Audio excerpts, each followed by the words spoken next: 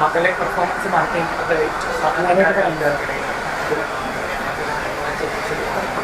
മനസ്സിൽ ഭയങ്കരമായിട്ട് വേദനിച്ച സിറ്റുവേഷൻ ആയിരുന്നു. ഒരു ഇൻസിഡന്റ് മാത്രമല്ല, എല്ലാ നിർഭയന്മാരും ഒക്കെ കണ്ട് വേദനിപ്പിക്കുന്നതാണ്. ഒരു ഹോണ്ട് ചെയ്യുന്നതുകൊണ്ട് അതൊരു പ്രൊഡക്ഷനാക്കി ചെയ്തു എന്ന് മാത്രം.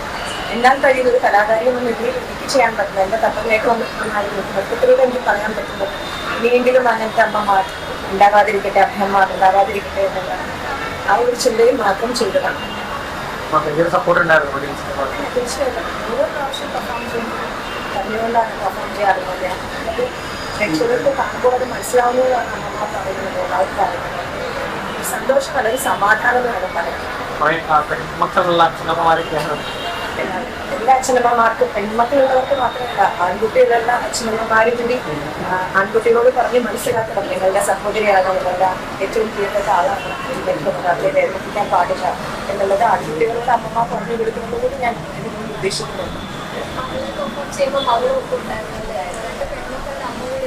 ഞാൻ ആ നൃത്തരൂപം ചെയ്യുമ്പോൾ ഇന്നൊരു ഡാൻസ് ഫോം പറഞ്ഞിട്ടാണ് ചെയ്യുന്നത്.